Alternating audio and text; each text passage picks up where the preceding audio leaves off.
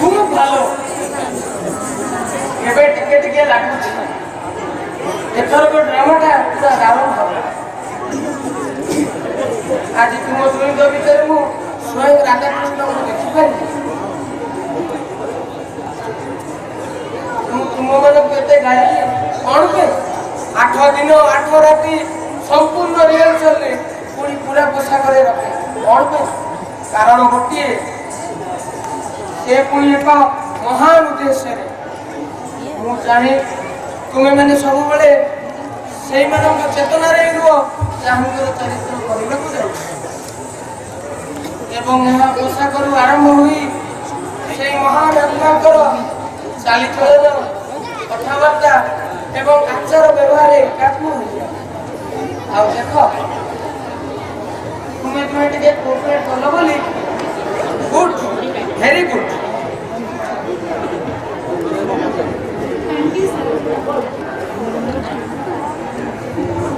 କୃଷ୍ଣ ଉଭୟ ବ୍ୟକ୍ତିଗତ ତଥା ବିଶ୍ୱଗତ ଭଗବାନଙ୍କୁ ବ୍ୟକ୍ତ କରିପାରନ୍ତି, ଯାହାଙ୍କୁ ଜଣେ ଚାହିଁଲେ ନିଜ ଭିତରେ କିମ୍ବା ବିଶ୍ୱର ସର୍ବଭୂତରେ ଅନୁଭବ କରିପାରିବ। ଆଚ୍ଛା ସ୍ୱରାଜ, ତୁମେ କହିଲ କୃଷ୍ଣଙ୍କୁ କାହିଁକି ଶିଶୁ ରୂପରେ ପ୍ରକାଶ କରିଥିଲେ? କାରଣ ସେ ସଦାସର୍ବଦା ଅଗ୍ରଗତିଶୀଳ। ତାଙ୍କର ଲୀଳା ଗତକାଲି ଆସନ୍ତାକାଲି ସବୁବେଳେ ସମାନ ନୁହେଁ। ପୃଥିବୀ ଯେତିକି ପରିବର୍ତ୍ତନ ହେଉଥିବ ତାଙ୍କ ଲୀଳା ମଧ୍ୟ ଧୀରେ ଧୀରେ ପରିବର୍ତ୍ତିତ ହେଉଥିବ। ହଉ, ଠିକ୍ ଅଛି। ଆମେ ତ କୃଷ୍ଣଙ୍କର ବାଲ୍ୟଲୀଳା ଠାରୁ ଆରମ୍ଭ କରି ଗୋପୀ ଗୋପାଳଙ୍କ ସହ ଦାସ ପର୍ଯ୍ୟନ୍ତ କଲେ। ପ୍ରଳମ୍ବାସୁରର ବଧ ବି ହେଲା। କାଲି ସକାଳୁ କେଶୀବଦ୍ଧ ଠାରୁ ଆରମ୍ଭ କରି କଂସବଦ୍ଧ ଯାଏ ପୁରା ପ୍ରାକ୍ଟିସ୍ କରିଦେବା। ସମୟ ବହୁତ କମ୍, ଆମେ ସମସ୍ତେ ଯେମିତି ଟିକେ ସିରିୟସ୍ ହେଇଯିବା। ହଁ, ଆଉ ଗୋଟେ କଥା,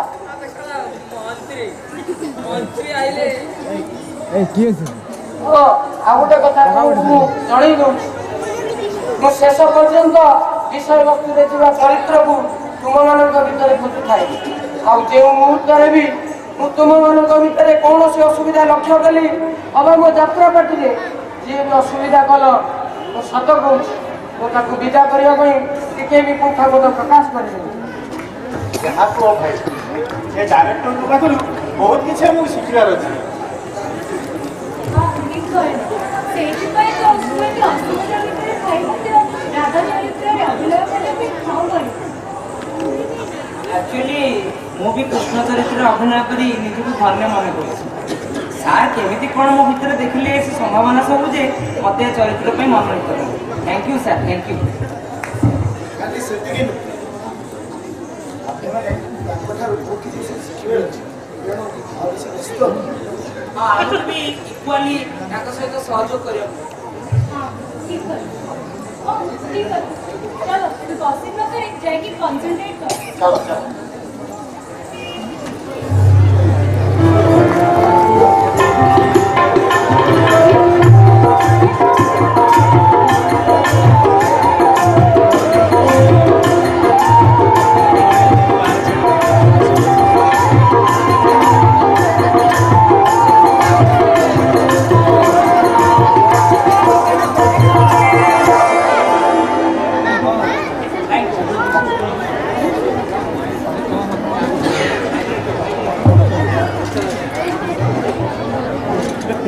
ଅକ୍ରୂର ଏଥର କାର୍ଯ୍ୟ ସିଦ୍ଧି ହେଲା ପରି ମନେ ହେଉଛି। ନିଶ୍ଚିତ ପ୍ରଳମ୍ବାସୁର କୃଷ୍ଣ ବଳରାମଙ୍କୁ ହତ୍ୟା କରି ଫେରୁଛି। ଆଦ୍ଭୁତ କ'ଣ ମହାରାଜ, ସେ ଯେପରି ମାୟାବୀ ତା ସମ୍ମୁଖରେ ଏ ଛାର ଦିଟା ବାଳକୁ କ'ଣ ତିଷ୍ଠି ପାରିବେ? ତୁମେ ଠିକ୍ କହିଛ ଅକ୍ରୂର। ମଣିମାଙ୍କର ଜୟ ହେଉ। ସମ୍ବାଦ ଆଣିଛନ୍ତି ତ? ବଡ଼ ଦୁଃଖଦ ସମ୍ବାଦ ମଣିମା। ଗୌର ଚନ୍ଦ୍ରିକା ନ କରି ପ୍ରଥମେ କୁହ କ'ଣ ହୋଇଛି ବୋଲି। ଗୋପପୁରରୁ ଖବର ଆସିଛି, ବଳରାମଙ୍କ ହାତରେ ପ୍ରଳମ୍ବାସୁର ମୃତ୍ୟୁବରଣ କରିଛି। ତୁମେ ବି ସେ କହୁଛ ତ? ବଳରାମ ପରି ମାୟାବୀ ଅସୁର ସାମାନ୍ୟ ବଳକରେ ମୃତ୍ୟୁବରଣ କରିପାରିବେ। ତାହା ହିଁ ତୁ ତ କହିଛୁ ମହାରାଜ। ନଚେତ୍ କ'ଣ ସେ ଆପଣଙ୍କ ସମ୍ମୁଖରେ ଏ କଥା କହିବାର ସାହସ କରିଥାନ୍ତା? କୋଟି କୋଟି ଗୋଟି କରି ମୋର ସମସ୍ତ ଦୈତ୍ୟ ବୀରଙ୍କୁ ସେ ଦୁଇ ଗୋପାଳ ବାଳକ ମାରି ସାରିଲେ। ଏବେ କିଏ ସେ ବୀର ଯାହାକୁ ମୁଁ ପଠାଇ ପାରିବି? କୁହ ଅକ୍ରୁର, କୁହ। ମୁଁ କଣ କରିବି ମହାରାଜ? ଆପଣ ତ ଭାଗ୍ୟ, ଆପଣ ଯାହା ଚିନ୍ତା କରିବେ। ମୁଁ ଭାବୁଛି ଏ ତାର ମହାଶକ୍ତିଶାଳୀ କେସି ଦୈତ୍ୟକୁ ପଠାଇବି। ଠିକ୍ କହିଛନ୍ତି ମହାରାଜ। ସେ ଯେପରି ବଳଶାଳୀ ଆଉ ପରାକ୍ରମୀ, ତା ସମ୍ମୁଖରେ ଏ ଦୁଇ ଛାର ବାଳକ କେବେ ବି ତିଷ୍ଠି ପାରିବେନି ମହାରାଜ। ଠିକ କହିଛ ଅକ୍ରୁର। ଯଥା ଶୀଘ୍ର କେସିକୁ ସମ୍ବାଦ ତৎକ୍ଷଣାତ୍ ଆସି କରୁ ସାକ୍ଷାତ। ଆଜ୍ଞା ମଣିମା।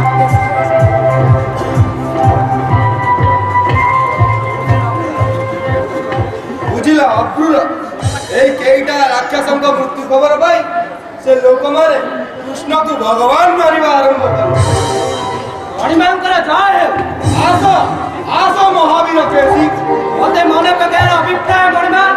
ତୁମେ ତ ଜାଣ ମୋର ଚିର ଶତ୍ରୁ କୃଷ୍ଣ ବଳରାମ ଗୋପପୁରରେ ନନ୍ଦରାଜା ଭାବେ ବଢୁଛନ୍ତି। ଗୋଟି ଗୋଟି କରି ମୋର ଅନେକ ରାକ୍ଷସୀଙ୍କୁ ସେ ମାରି ସାରିଲେ। ଏବେ ତୁମେ ହିଁ ମୋର ଶେଷ ଆଶା କେସି। କରୁଛି ପ୍ରତିଜ୍ଞା ଅହେ କଂସରା ତବ ଚରଣ ଛୁଇଁ। କରୁଛି ପ୍ରତିଜ୍ଞା ଅହେ କଂସରା ତବ ଚରଣ ଛୁଇଁ। ଏହି ବାଟ ତାଙ୍କୁ ଧରନ୍ତି ବିହୁ ତାଙ୍କୁ ଯାଇ।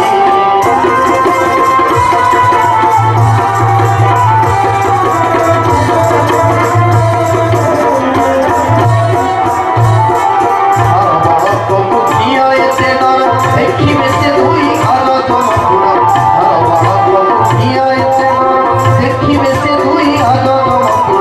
ଏସି ଦୈତ୍ୟ ମାୟା ଭଗାନ୍ତି ଏସି ଦୈତ୍ୟ ମାୟା ଭଗାନ୍ତି ଚିନ୍ତା ତୁମେ କର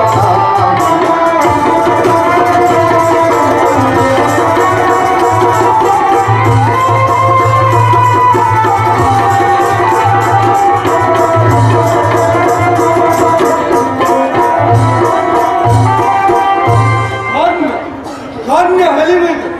ଯା ବଦ୍ଧ କର ସେ ଗୋପାଳ ବାଳକୁ। ତଥା ଶୀଘ୍ର ସୁସମ୍ବାଦ ଶୁଣେ ମଣିମା।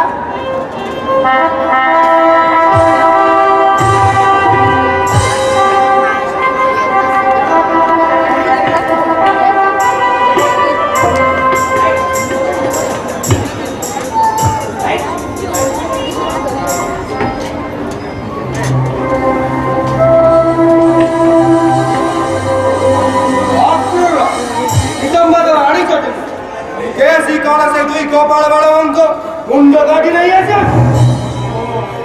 ମୁଁ କଣ କହିବି ବୁଝିପାରୁନି ମହାରାଜ।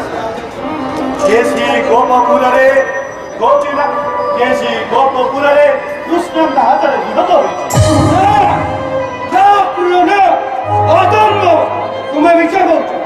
କେସି ପରି ମାୟାବୀ ଅସୁର ସାମାନ୍ୟ ବାଳକ ହାତରେ ମୃତ୍ୟୁବରଣ କରିପାରେ ନାହିଁ। ଯଦି ଏଇ କେତେ ଜଣ ବୈଷ୍ଣବ ହାତରେ ଆପଣ ଏମିତି ମାନେ ମାନେ ମସ୍ତିଷ୍କ ଆପଣଙ୍କର ଯଦି ଖରାପ ହେଇଯିବ, ଆପଣ ଯଦି ଭାଙ୍ଗି ପଡ଼ିବେ, ତାହେଲେ କେମିତି ହବ? ଆପଣଙ୍କ ପାଖରେ ଏମିତି ଅଛି ଚାଣୁର ମୁଷ୍ଟିକ ଓ ଭୀମାସୁର ପରି ଅସୁର ଭାବେ। ତୁମେ ଠିକ କହିଛ ଅକ୍ରୁର। ମୁଁ ଦୁର୍ବଳ ନୁହେଁ, କଂସ କେବେ ଦୁର୍ବଳ ହୋଇନପାରେ। କିଏ ଅଛରେ? ମଣିମାଙ୍କର ଜୟ ହେଉ। ଚାଣୁର ମୁଷ୍ଟିକଙ୍କୁ ଖବର ଦିଅ, ମୁଁ ତାଙ୍କ ସହିତ ସାକ୍ଷାତ କରିବାକୁ ଚାହେଁ। ଆଜ୍ଞା ମଣିମା। ବଳେ ବଳେ କୌଶଳେ ଯେମିତି ବି ହଉ ମତେ ସେ ଦୁଇ ଗୋପାଳ ବାଳକଙ୍କୁ ହତ୍ୟା କରିବାକୁ ହିଁ ପଡ଼ିବ।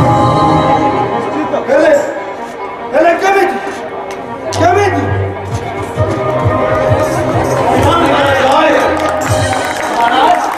ଆମକୁ ସମେତ କହିବାର କାରଣ ଆଦେଶ କରନ୍ତୁ ମଣିମା, କଣ କରିବାକୁ ହେବ? ମହାବୀର ଚାଣୁର ତୁମର ତ ଜାଣ ଗୋପରେ କୃଷ୍ଣ ବଳରାମଙ୍କ ହାତରେ ଆମର ଅନେକ ରାକ୍ଷସୀ ମୃତ୍ୟୁବରଣ କରିଛନ୍ତି। ହେଲେ ହେଲେ ଆମେ ତାଙ୍କର କିଛି ବି କରିପାରୁନୁ। ମହାରାଜ, ଆପଣ କାଲି ସେ ଦୁଇ ଜଣ ବାଳକଙ୍କୁ ଏଠାକୁ ଆଣିବାର ବ୍ୟବସ୍ଥା କରନ୍ତୁ। ଆପଣଙ୍କ ଆଖି ଆଗରେ ଆମେ ଦୁଇ ଭାଇ ଚାରଣ ମୁଷ୍ଟିକ ସେ ଦୁଇ ଜଣ ବାଳକଙ୍କୁ ମାରି ପହଞ୍ଚି ଠିକ କହିଛି ମଣିମା, तू खाली गोपपुरରୁ ଅଣାଯାଉ ଅପୁର କାଳିକାରେ ମଥୁରାରେ ଧନଯାତ୍ରା ଆରମ୍ଭ ସମ୍ପୂର୍ଣ୍ଣ ମଥୁରାକୁ ସଜାଇବାର ଦାୟିତ୍ୱ ତୁମର ଆଉ ହଁ এই ଉତ୍ସବକୁ କୃଷ୍ଣ ବଳରାମ ନିଶ୍ଚିନ୍ତ ଆସିବା ଦରକାର ନିମନ୍ତ୍ରଣ ମୁଁ ଅବଶ୍ୟ ତାହା ପୁଣି ତୁମରି ହଁ ତୁମେ ସତ୍ୟବାନ ତେଣୁ ତୁମ କଥାକୁ ବିଶ୍ୱାସ କରି ସେମାନେ ତୁମେ ନିଶ୍ଚିନ୍ତ ଯାଅ ଆସିବ ମୋ ରଥକୁ ସଜାଇ ଗୋପପୁରକୁ ଯାଅ ଆଉ ମିଠା ମିଠା କଥା କହି କୃଷ୍ଣ ବଳରାମଙ୍କୁ ଆଣିବାର ଦାୟିତ୍ୱ ତୁମର ଏଥର ଦେଖିବି କେମିତି ବଞ୍ଚିବେ ସେ ଦୁଇ ଭାଇ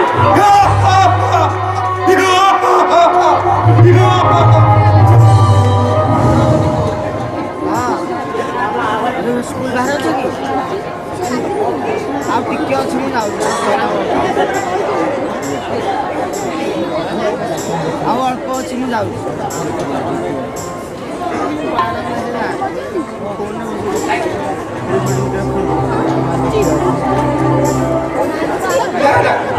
ତମେ ସେ ଡାଇରେକ୍ଟରଟା ଭାରି ଅଙ୍କାଟିଆ ଜମା ଯାହା ବୁଝିଥିବ ସେ ଜମା ଶୁଣିବା ତାପରେ ତମେ କଣ ମତେ ଜାଣିନ କି ନା ମୋ ଅଭିନୟ ଦେଖିନ ମୋ ଚାଲି ମୋ ଚାହାଣୀ ମୋ ହସ ପୁରା ରାଧା ପରି ନୁହେଁ ଆଉ ମୁଁ ଯେତେବେଳେ ଆମ ଗାଁ ଡ୍ରାମାରେ ଆଠିଆ ମୁଁ ଭାଙ୍ଗିଦେଲି ଗୀତରେ ଡ୍ୟାନ୍ସ କରିଥିଲି ପରେ ଦେଖି କେତେ ଲୋକ ତାଳି ମାରିଥିଲେ ଆଉ ମତେ 1000 ଟଙ୍କା ପ୍ରାଇଜ ବି ଦେଇଥିଲେ ତମେ କଣ ଜାଣିନ କି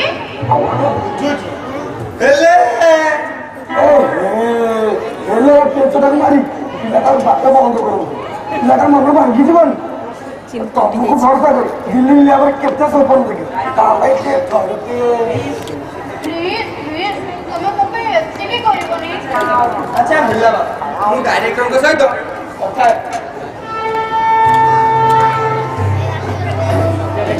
ଆରେ ରସରାଜ ବାବୁ କଥା କଣ ଆରେ ତୁମେ ଏখানে কি করছে ଆଉ ଏ ଝିଅ କିଏ ସାର୍ ଏ ଝିଅ ମୋ ବନ୍ଧୁ ନାଁଟା ଝିଲମି ଭାରି ବଢିଆ ଅଭିନେତ୍ରୀ ମୁଁ କଣ କହୁଥିଲି କି ସାର୍ ୟାକୁ ଯଦି ରାଧା ରୋଲଟା ଦିଅନ୍ତେ କଣ କହିଲ ଇଏ ଏବେ ରାଧା ନା ନା ଇଏ ଏବେ ଅଧା ଲେଖିକି ନେଇଗଲେ ପୁରା ରାଧା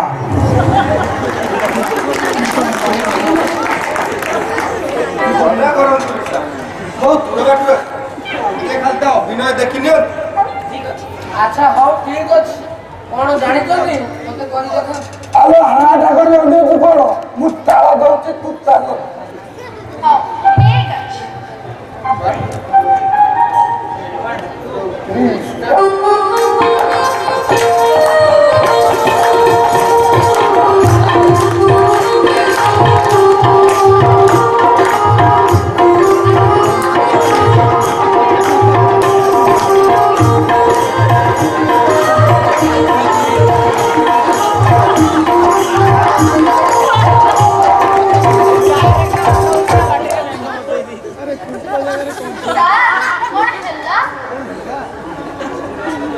ବୁଝିଲ ରସରାଜ ବାବୁ ତୁମେ ମୋ ସାଙ୍ଗେ ବହୁତ ଦିନ ହେଲା କାମ କର ଆର୍ଟିଷ୍ଟ ବି ବହୁତ ସପ୍ଲାଏ କଲ କିନ୍ତୁ ତୁମେ ଜାଣିପାରିଲନି କୋଉ ଚରିତ୍ର ପାଇଁ କୋଉ ଆର୍ଟିଷ୍ଟ ଦରକାର ମୁଁ କଣ କହୁଥିଲି କି ସାର୍ ଯଦି ଆମ ଏଇ ଯାତ୍ରାରେ ଟିକେ ଆଧୁନିକ ଛୁଙ୍କ ଦିଆଯାଏ ତାହେଲେ କେମିତି ହତା କହିଲି ବୁଝିଲ ରସରାଜ ବାବୁ ରାଧାଙ୍କ ଚରିତ୍ରକୁ ତୁମେ କଣ ବୋଲି ଭାବିଛ ରାଧାଙ୍କ ଚେତନା ହେଲା ଭଗବାନଙ୍କ ସହିତ ସମ୍ପୂର୍ଣ୍ଣ ଆସକ୍ତିର ଏକ ପ୍ରତୀକ ଆଉ ଇଏ ଦେଖିପାରିଲ ଆରେ ତୁମେ କେମିତି ଭାବିପାରିଲ ଆରେ ଯେଉଁ ରାଧାଙ୍କ ଚେତନା ଯୁଗ ଯୁଗରୁ ଆଜି ପର୍ଯ୍ୟନ୍ତ ଏବଂ ଆଗାମୀ ଭବିଷ୍ୟତରେ ବି ରହିଥିବ ସେଭଳି ଏକ ମହାନ ଓ ଗୁରୁତ୍ୱପୂର୍ଣ୍ଣ ଚରିତ୍ରରେ ପୁଣି ଏ ଝିଅ ଅସମ୍ଭବ ଶୁଣନ୍ତୁ ସାର୍ ଯଦି ଝିଲମିଲ ନ କରେ ତାହେଲେ ମୁଁ ବି କରିବିନି ମାନେ ମୁଁ ଆପଣଙ୍କ ପାର୍ଟି ଛାଡ଼ି ଚାଲି ଯାଉଛି ଆର ଭାବି ଦେଖ ମୁଁ ଭାବି ସାରିଛି ସାର୍ ଚାଲ ଝିଲମିଲ ନୂଆ କୌଶ ଦେଖିବି ହଉ ଦେଖ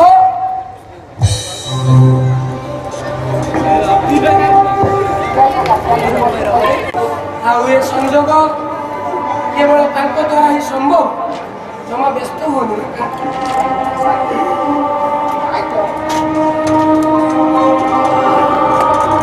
ଜାଣିପାରିଲନି କୋଉ ଚରିତ୍ର ପାଇଁ କୋଉ ଆର୍ଟିଷ୍ଟ ଦରକାର। ମୁଁ କଣ କହୁଥିଲି କି ସାର୍, ଯଦି ଆମର ଏଇ ଯାତ୍ରାରେ ଟିକେ ଆଧୁନିକ ଛୁଙ୍କ ଦିଆଯାଏ ତାହେଲେ କେମିତି ହତା କହିବି ସାର୍। ବୁଝିଲ ସନାଥ ବାବୁ, ରାଧାଙ୍କ ଚରିତ୍ରକୁ ତୁମେ କଣ ବୋଲି ଭାବିଛ? ରାଧାଙ୍କ ଚେତନା ହେଲା ଭଗବାନଙ୍କ ସହିତ ସମ୍ପୂର୍ଣ୍ଣ ଆସକ୍ତିର ଏକ ପ୍ରତୀକ। ଆଉ ଇଏ ଦେଖିପାରିଲ ସାର୍?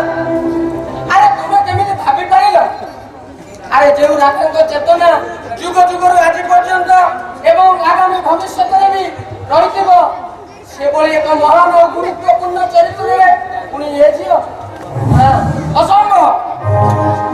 ଶୁଣନ୍ତୁ ସାର୍, ଯଦି ଝିଲମିଲ ନ କରେ ତାହେଲେ ମୁଁ ବି କରିବିନି।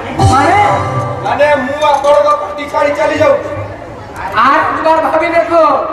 ମୁଁ ଭାବି ସାରିଛି ସାର୍, ଚାଲ ଯିବି। ନୂଆ କଷ ଦେଖିବି। ହଉ ଦେଖ।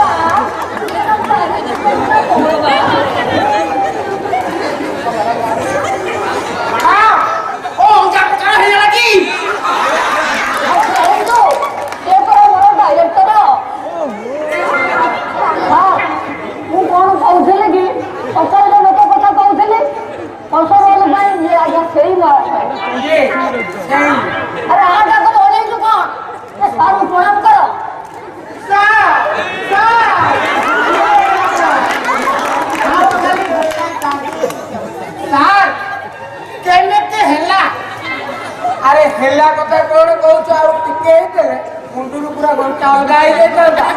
ଆରେ ଆଉ ଖାଲି ଗୋଟାଏ ଚାନ୍ସ ଦିଅ, ପୁରା ଅଲଗା ପ୍ରକାର କରିଦେବି। ମୁଁ କରିବି, ଆପଣ ଦେଖିବେ ନା, ଆପଣ କହିବେ ମୁଁ କରିବି।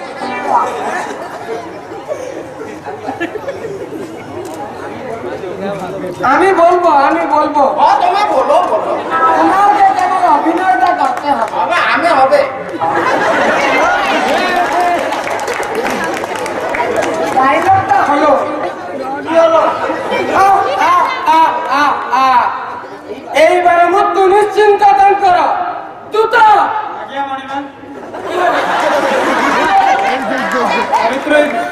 আরে এটা রিহার্সাল চালু নাই বলু বাবা।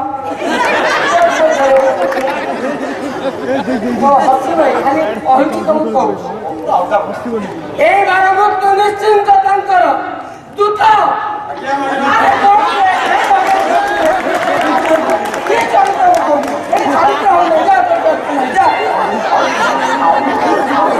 এটা ফাইনাল করিবা। এইবার মৃত্যু নিশ্চিন্ত দান করো দ্রুত।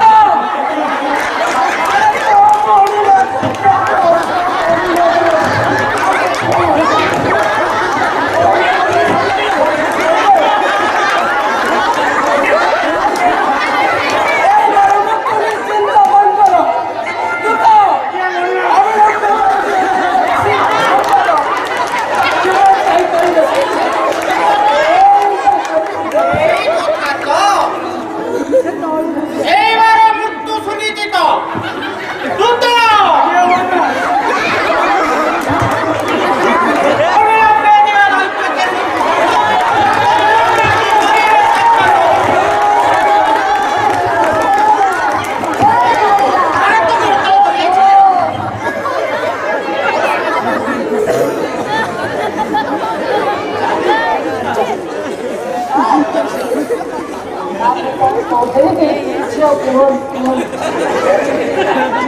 କେମିତି ଲାଗିଲା ଏକଦମ ପକ୍କା ମ୍ୟାଡାମ ସାର୍ କଣ କହିଲେ ଏକଦମ ପକ୍କା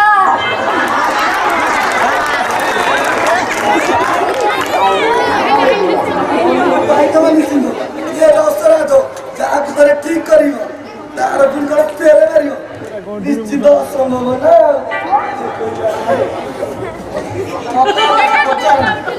ତାଙ୍କୁ ପଚାର କଣ ମ୍ୟାଡାମ ମୁଁ ଜାଣେ ପରା ଇଏ ଯୋଉ ଆମର ଏଇ କସରାଜ ତାକୁ ମତେ ଦିନରେ ଟର୍ଚ ମାରି ଖୋଜିଲେ ବି ଏଟା ପାଇଲେନି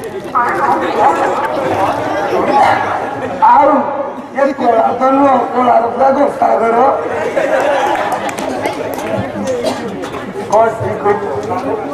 ତାଙ୍କୁ ପଚାର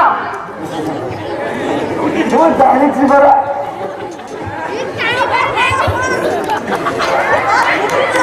ମୁଁ ଜାଣିଛି ପରା କୋଳିଆ କଳାକାର ଇଏ କଣ ନ କରିପାରିବ ଇଏ ତ କଳାକାର ନୁହଁ କଳାର ପୁରା ଗୋସାଗରରେ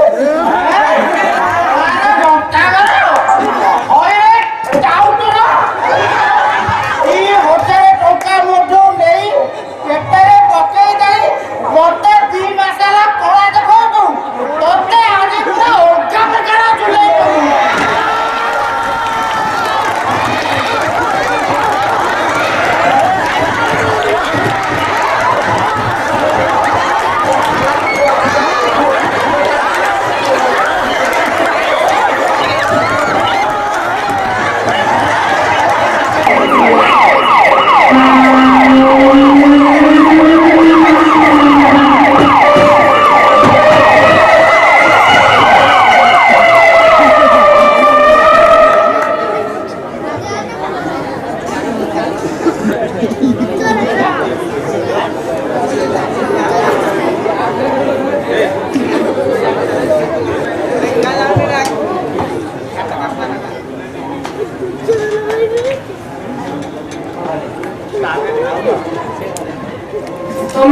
ତମେ କଣ କଂସର ପାଇଁ ଏଠାକୁ ଆଛ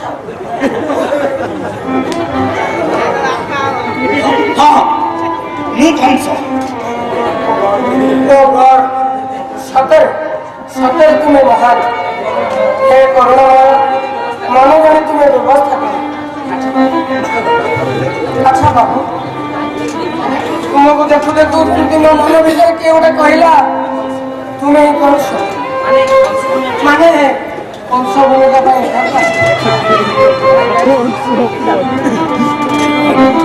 ଦେଖ ବାବୁ ମୋ ମନ କହୁଛି ତୁମ କଂସ ଅଭିନୟ କରିବା ପାଇଁ ପୁରା ଫିଟ୍ ତା ଛଡ଼ା ତୁମର ଚେହେରା ଭୟାନକ ଆଖି ଆଉ ଏ ଗାମ୍ଭୀର୍ଯ୍ୟମୟ କଣ୍ଠ ସତରେ ଦର୍ଶକ ବହୁତ ଏନ୍ଜୟ କରିବେ ହଉ ଆସ ଆମେ ଯିବା ଆରେ ଚଲ ଆରେ ଦେଖ ମିଟ୍ ଇଏ ହଉଛନ୍ତି ଓ ସରି ତୁମ ନାଁଟା ପଚାରିବାକୁ ଭୁଲି କଂସ କଥା କହୁଛ ତୁମେ ତମେ ସତରେ କଣ ଏବେଠୁ ଚରିତ୍ରରେ ବସିଗଲଣି ଆରେ ଏକଦମ କଥା ଆରେ ତୁମ ଅରିଜିନାଲ ନାଁଟା କଣ କୁହ ନାଇଁ ମାନେ ମୋ ନାଁ ରାକେଶ ମହାନ୍ତି ରାକେଶ ରାକା ତୁମେ ଆଚ୍ଛା ଚଲ ରାକେଶକୁ ଆମ ଯାତ୍ରା ଆଉ ତମକୁ କଂସ ଅଭିନୟ ବୁଝେଇକି ନାମ ଲେଖିଦେବେ ହଁ ଲେଖିଦେବି କାଲି ସକାଳ ଯେମିତି ପ୍ରାକ୍ଟିସ୍ ଷ୍ଟାର୍ଟ হবে ଆସ ଆସ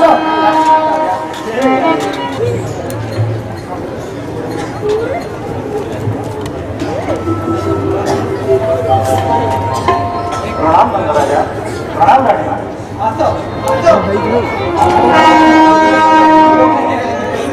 ରାଜାଙ୍କ ଆଦେଶରେ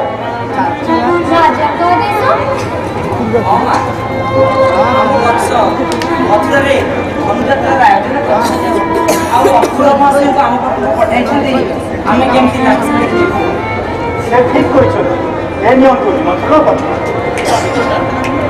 ମଥୁରାରେ ସଖୀ ଶୁଣ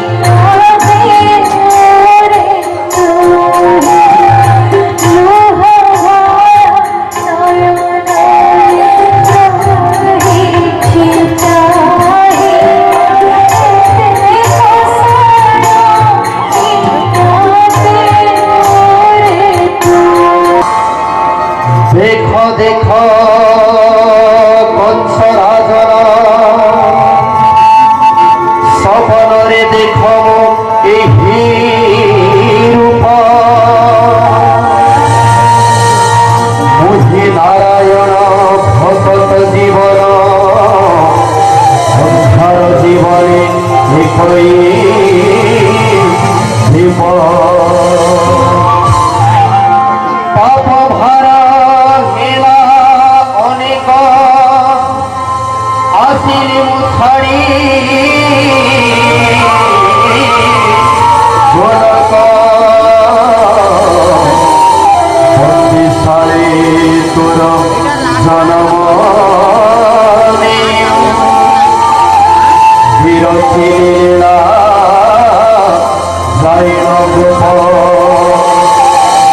দুঃখ দিলু পিতা জানি না বিধাতা রাখিলু মরণ হরে রতন আসুଅছি মুহি আসিবি পাপ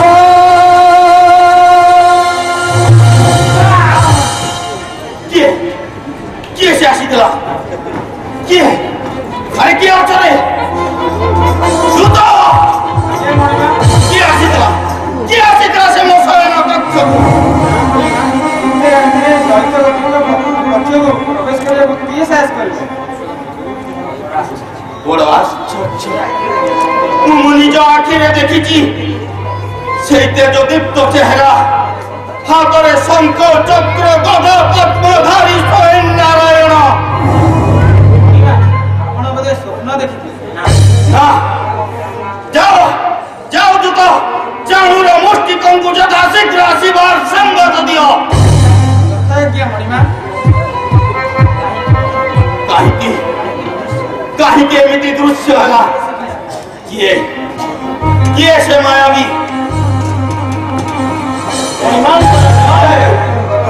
ମହାରାଜ ଓ ଆମକୁ ଏ ଅସମୟରେ ଡାକିବାର କାରଣ ଆପଣ ମିତ୍ରରେ କିଏ ବ୍ୟାଘାତ ଘଟାଇଲା ବ୍ୟାଘାତ ନା ନା ହଁ ହଁ ସେ ନିଶ୍ଚିତ ଆସିବ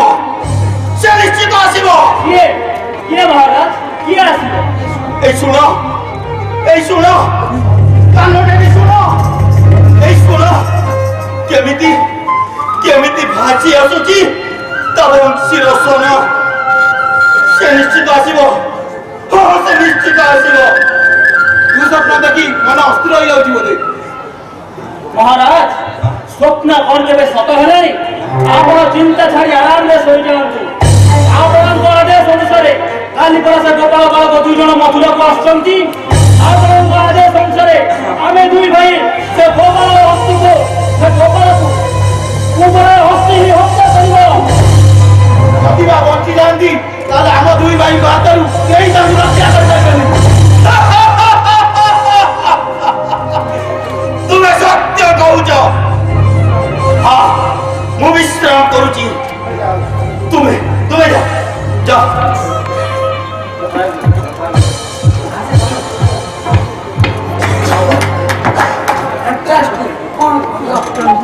ବୁଝିଲ କାକା ତୁମ ନିରବତା ଭିତରେ ଏକ ପ୍ରବଳ ପ୍ରତାପୀ ଅହଙ୍କାରୀ ଦୈତ୍ୟବଂଶ ଲୁଚି କରିଥିଲା ଓ ଏଥରକ ଡ୍ରାମାଟା ବଡ଼ ଦାରୁଣ হবে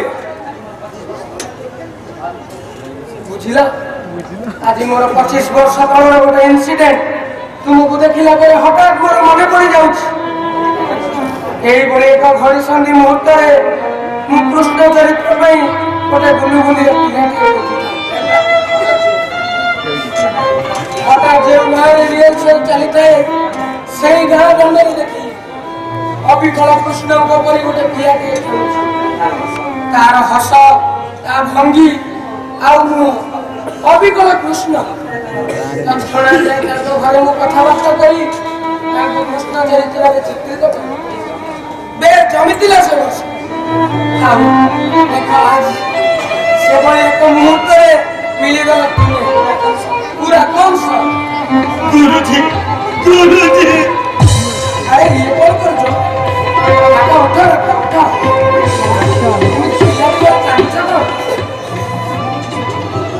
ତମେ ସତରେ କଣ ମତେ ଚିହ୍ନି ପାରୁନ ଗୁରୁଜୀ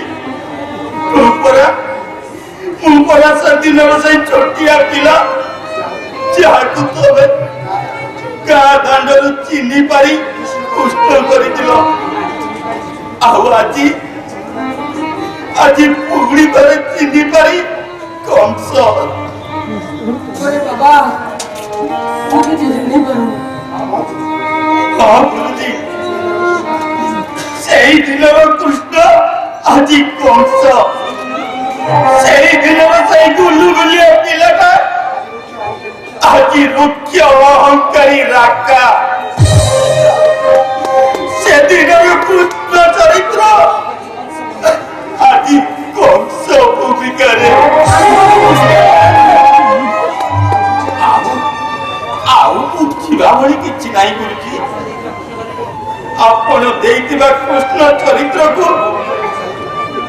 ମୋ ଭିତରେ ମୁଁ ସାହିତ୍ୟ ରଖିପାରିଲିନି।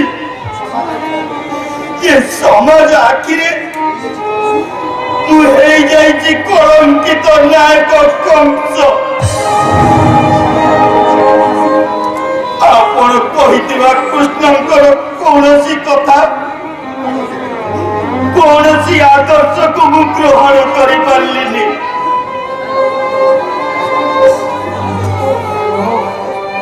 ତୁମେ ଜମା ବ୍ୟସ୍ତ ହୁଅନି ରାକା। ସମୟ ଦେଖିବ, ସମୟ ସବୁର ସମାଧାନ କରିଦେବ। ବର୍ତ୍ତମାନ ନିଜ ଭିତରେ ଥିବା କଂସକୁ ସମ୍ପୂର୍ଣ୍ଣ ରୂପେ କାଢିଦିଅ। ଆଉ ମନେ ରଖ, ତୁମେ ୟା ଭିତରକୁ ସଂଯୋଗ ବଶତଃ ଚାଲି ଆସିଛ। ଆଉ ଏ ସଂଯୋଗ କେବଳ ତାଙ୍କ ଦ୍ୱାରା ହିଁ ସମ୍ଭବ।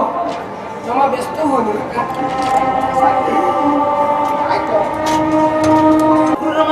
ଅଧା ରାସ୍ତାରେ ସେ ଚାଲିଗଲେ। ଯଦି ତୁମେ ତୁମ ରାଜବସ୍ତ୍ରରୁ ଆମକୁ କିଛି ଦିଅନ୍ତ। ଗୋପର ଗୋପାଳ ବାଳକ, ତୁମେ ପୁଣି ରାଜାଙ୍କ ବଣଜା। ବାଟ ଛାଡ଼ ଯାଏ। ବସ୍ତ୍ର ନଦେଲେ ଆମେ ତମକୁ ଏପଟେ ଯିବାକୁ ଦବୁ। ଆରେ ଦେଖୁଛ ଏମିତି ମାନିବ ନାହିଁ। ଗୋପାଳ ବାଳକ ପଥର ରାସ୍ତାରେ ଦେଖାଉଛ ଟାଣ।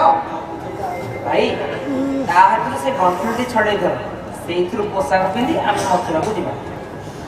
अरे अरे अरे अरे अरे अरे ये कौन? अरे अरे छाड़ छाड़ अरे छाड़ छाड़ छाड़।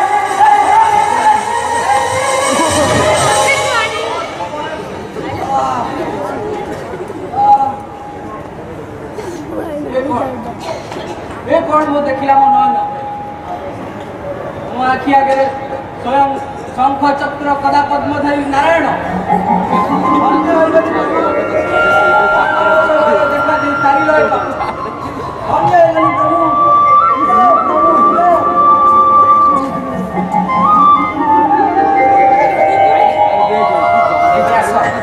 ଆମେ ମଥୁରା ଆଡ଼େ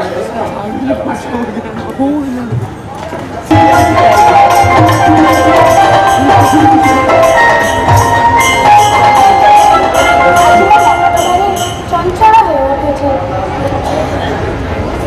ବାରମ୍ବାର ଶୁଭ ସଂକେତ ଦେଖାଦେଉଛି। ସତେ କଣ ଏ ପ୍ରଭୁ ଆଜି ପାପିନୀକୁ ଦେଖା କରିବାକୁ ଆସିବେ? କାହିଁ କେତେ ଦିନରୁ ମୁଁ ତାଙ୍କ ପାଖକୁ ଚାହିଁ ବସିଛି। ଆଜି କଣ ମୋ ମନସ୍କାମନା ପୂରଣ କରିବେ?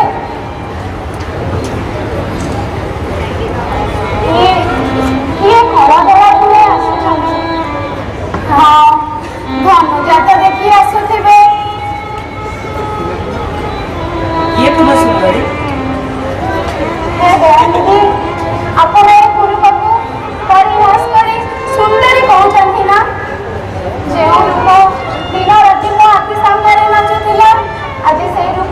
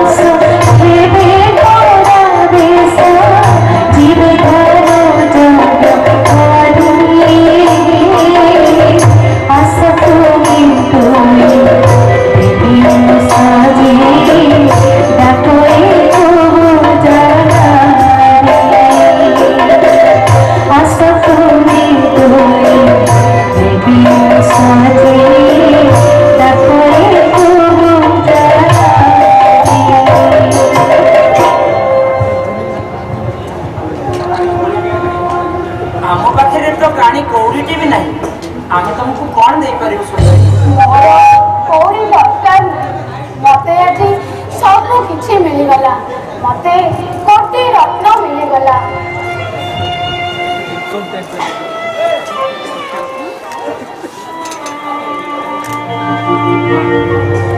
भाई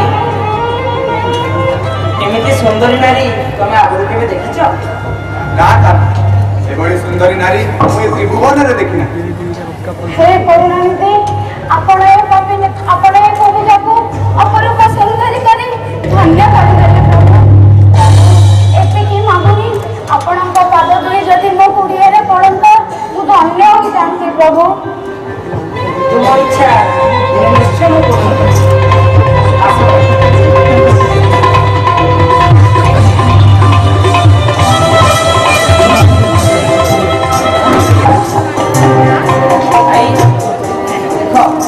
सुंदर मंच किए हां सेठी मामू कंस बसले बस हाँ भाई ସେଇଠାରେ ବୋଧେ କଂସ ମାମୁଙ୍କ ସହିତ ଦେଖା ହବ ଦେଖିଲ ଭାଇ ସେପଟୁ କେହି ଦୁଇ ଜଣ ଆସୁଛନ୍ତି କାହ୍ନା ମଲ୍ଲବୀର ପରି ଲାଗୁଛନ୍ତି ବୋଧେ ରାଜାଙ୍କ ଅସ୍ତିକୁ ହତ୍ୟା କଲା ପରେ ରାଜା ମଲ୍ଲବୀର ପଠାଇଛନ୍ତି ए बालक तुम्हें किए तुम्हारा परिचय दियो ଆମେ ନନ୍ଦପୁତ୍ର କୃଷ୍ଣ ବଳରାମ महाराज कंसन को हमें बोला जा राजा को राजा तुम्हें रजक अंकुरे हस्ती को हत्या करिছো आज तुम्हारा रक्षा नहीं तुम्हें आज निश्चित जलपुर देखिबो আরে দুষ্ট গোপাল তু খাই দুধার আরে দুষ্ট গোপাল তু খাই দুধার মর শিবুয়া জল শুভ দুই জল জীব দম ফুল রে জীব দম ফুল রে মফেরি বাউ ফুল রে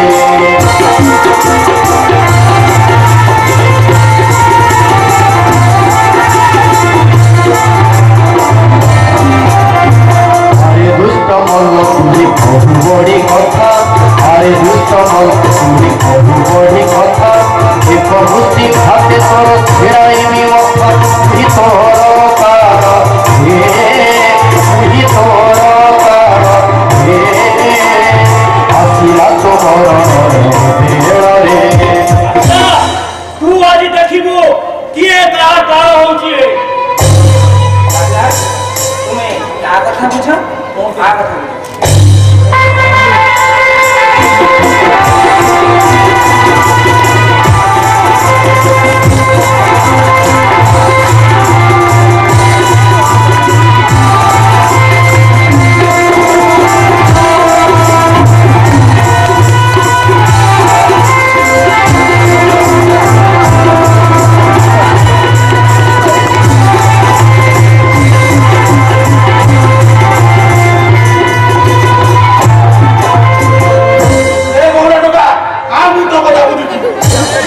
गुरु छड़ा गोपटुका दिखाऊ तू भाव गुरु छड़ा गोपटुका दिखाऊ तू भाव मोहा करे तोर प्राण जीव जाऊ जाऊ तुही बल्लवीर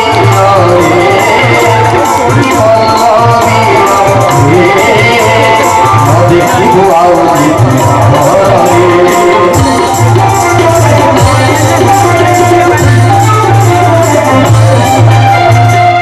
मल्ल पठाइबी जमपुर गोटे आरे मल्ल पठाइबी जमपुर गोटे केते बड़ छिन देखाउ तू मते बुझी बड़ राम हे बुझी बड़ राम हे जीव दुनिया जगत राम रे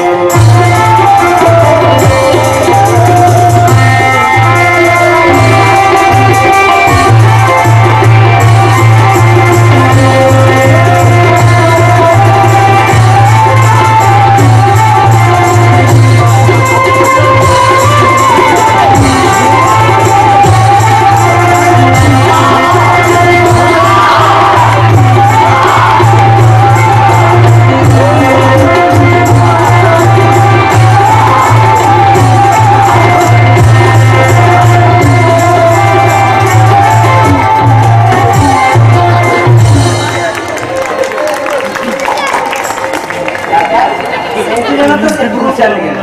ଆସ ଆମେ ମଥୁରା ଆଡ଼େ ଯିବା। ଚାଲ କାକା।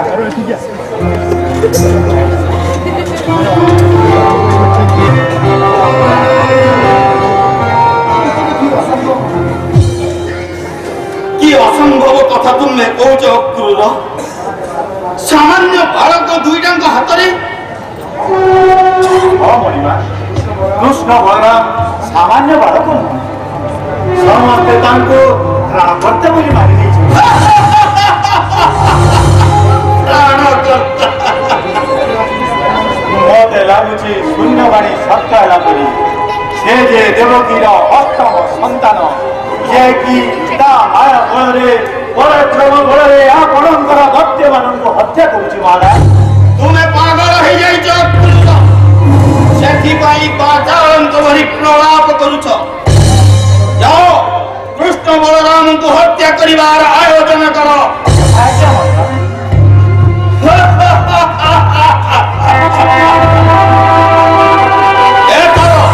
ଏଥର ମୁଁ ନିଶ୍ଚୟ କୃଷ୍ଣ ବଳରାମଙ୍କୁ ହତ୍ୟା କରି ଏ ଧରା ପୃଷ୍ଠକୁ ମୋ ଶତ୍ରୁ ଶୂନ୍ୟ କରିବି। ସାମାନ୍ୟ ଦୁଇଟି କ୍ଷୀର ଖିଆ ଶିଶୁ ସେ ପୁଣି କଂସକୁ ମାୟା ଦେଖାଉଛନ୍ତି। ଆସନ୍ତୁ ଆସନ୍ତୁ ଏଥର ଯଦି ତାଙ୍କ ଶରୀରକୁ ଖଣ୍ଡ ଖଣ୍ଡ କରି ମୁଁ ଶ୍ୱାନ ଶୃଗାଳମାନଙ୍କ ମଧ୍ୟରେ ବାଣ୍ଟି ନ ଦିଏ। ପ୍ରଣାମ ମହାରାଜ। କିଏ ତୁମେ ବାଳକ? ଚିହ୍ନା ପରିଚୟ ନଥାଇ ମୋତେ ମାମୁଁ ବୋଲି ସମ୍ବୋଧନ କରିବାକୁ ସାହସ କଲ କେମିତି? ମଥୁରା ନରେଶ ଚିହ୍ନି ପାରୁନାହାନ୍ତି ଆମକୁ? ଆପଣଙ୍କ ଭଉଣୀ ଦେବକୀଙ୍କର ଆମ ଅଷ୍ଟମ ସନ୍ତାନ କୃଷ୍ଣ ଆଉ ଇଏ ମୋର ବଡ଼ ଭାଇ ବଳରାମ। ଆପଣଙ୍କର ନିମନ୍ତ୍ରଣରେ ଆମେ ଦୁହେଁ ମଥୁରାକୁ ଧନୁଯାତ୍ରା ଦେଖିବା ପାଇଁ ଆସିଛୁ। ଆରେ ମୂର୍ଖ ଗୋପାଳ ବାଳକ, ଆଜି ତୁମମାନଙ୍କୁ ବଦ୍ଧ କରିବା ପାଇଁ ମୁଁ ଏଇ ଜାଗାକୁ ଡକେଇ ଆଣିଛି। আরে কৃষ্ণ বলরাম অটে বুহি যম আরে কৃষ্ণ বলরাম অটে বুহি যম সংসার বৈকিয়া হেল পুরা ধম আজ হে মহত হে আজ হে মহত হে তাই ভক্তি বুঝি অন্য রে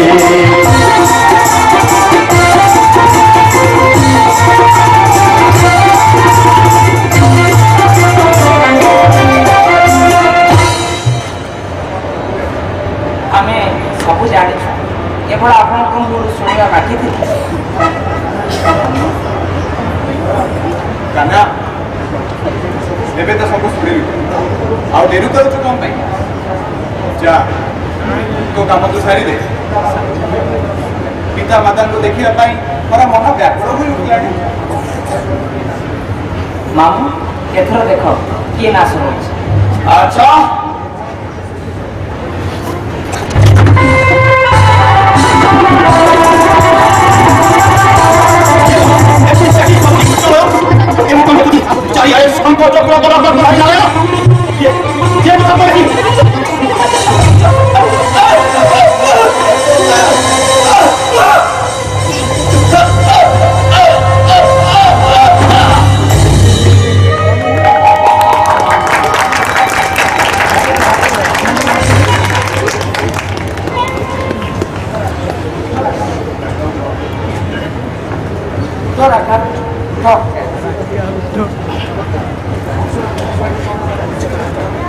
କଂସର ଭୂମିକାଟିକୁ ତୁମେ ବହୁତ ବଢ଼ିଆ ଭାବେ କର।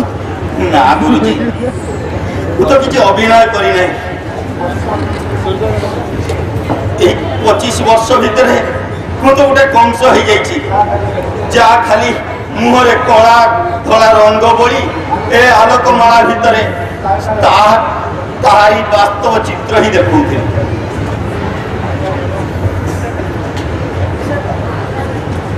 अरे गोला कौन से? अरे चोरा गोला कौन? अरे अरे इधर କଣ ଇନ୍ସପେକ୍ଟର ବାବୁ? अरे ये बटे बड़ा घूमे आसामी मैं तो कहते खोज ले अरे गोला कौन?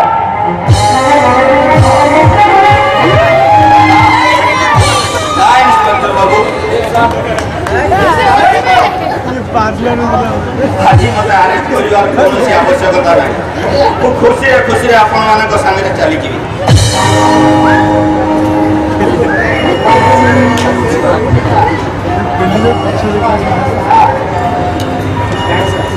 ମୁଁ ଜାଣିସାରିଛି ମୁଁ ସବୁ ଜାଣିସାରିଛି ସେଦିନର କୃଷ୍ଣ କଂସ ପାଲଟି ଗଲା ପରେ ଆଜି ଏ ସମାଜରେ କଂସର ଅବସ୍ଥା କ'ଣ ହୁଏ ମୁଁ ସବୁ ଜାଣିସାରିଛି ମୁଁ ତ ଭଗବାନଙ୍କୁ ଧନ୍ୟବାଦ ଦେବି ସେ ମତେ ଗୋଟେ ସୁଯୋଗ ଦେଲେ ଯେଉଁ ସୁଯୋଗ ଦ୍ୱାପର ଯୁଗରେ କୃଷ୍ଣକୁ ବି ସେ ଦେଇନଥିଲେ ଦ୍ୱାପର ଯୁଗରେ କଂସ ଯେଉଁ ସୁଯୋଗ ପାଇନି କଳି ଯୁଗର ରାକା ସେ ସୁଯୋଗ ପାଇଗଲା ମୁଁ ଆପଣଙ୍କୁ ବି ଧନ୍ୟବାଦ ଦେବି ଗୁରୁଜୀ ଏଇ କେଇ ଦିନର ଆଖଡ଼ା ଶାଳର ରହଣୀ ଭିତରେ ଯେଉଁ କଂସ ମୋ ଭିତରେ ବସା ବାନ୍ଧି ନେଇଥିଲା ତାକୁ ମାରି ଆପଣ ପୁଣି ଗୋଟେ କୃଷ୍ଣକୁ ଜନ୍ମ ଦେବାରେ ସାହାଯ୍ୟ କଲେ ଆସୁଛି ଗୁରୁଜୀ ରୁହ ଆମେ ଜାଣୁ ଯଦିଓ ଅତୀତରେ କଂସ ପଥ ହେଇଥିଲା ପୁରାଣରେ ଆମେ ଜାଣିଛୁ ମାତ୍ର କଂସ କେବଳ ଶରୀରରେ ମୃତ୍ୟୁ ହେଇଥିଲା ତା ଚେତନାରେ ମୃତ୍ୟୁ ହେଇନଥିଲା ସେଥିପାଇଁ ସଂସାରରେ ଅନେକ କଂସ ଦେଖିବାକୁ ମିଳୁଛନ୍ତି ମା ଏବଂ ଶିବବିନ୍ଦ ଅତିମାନ ଶକ୍ତିକୁ ଅବତରଣ କରିବା ପରେ ଚେତନା ସ୍ତରରେ କଂସବଦ୍ଧ କାର୍ଯ୍ୟ ଆରମ୍ଭ ହୋଇଛି ଆଜି ଯେଉଁ ଚରିତ୍ରରେ ରାକା ଆପଣ ଯେଉଁ ଚରିତ୍ର ଦେଖେଇଲେ ସେ ବାସ୍ତବିକ ଚେତନା ସ୍ତରରେ ପରିବର୍ତ୍ତନ ହେଲା ଯେତେବେଳେ ଚେତନା ସ୍ତରରେ କଂସକୁ ଆମେ ବଦ୍ଧ କରିଦେଇପାରିବୁ ସେତେବେଳେ ବାସ୍ତବିକ କଂସବଦ୍ଧ ହେବ ନଚେତ୍ ଚେତନା ସ୍ତରରେ ସମସ୍ତ ବିଶ୍ୱରେ କଂସମାନ ରହିଯାଇଥିବେ କେବଳ ମା ଓ ଶିବବିନ୍ଦଙ୍କ ଫଳରେ ଅତିମାନ ଶକ୍ତି ଅବତରଣ କରିବା ଫଳରେ ଯେ ଅତିମାନ ଶକ୍ତି ହିଁ କଂସକୁ ବର୍ତ୍ତମାନ ପୁନର୍ବାର କୃଷ୍ଣରେ ରୂପାନ୍ତର କରିବା ପାଇଁ ଚେଷ୍ଟା କରୁଛୁ ଆମେ ସମସ୍ତେ ଏହି ନାଟକରେ କାହିଁ ଦେଖିବାକୁ ଚେଷ୍ଟା କରୁ ଆପଣମାନଙ୍କୁ ଅନେକ ଧନ୍ୟବାଦ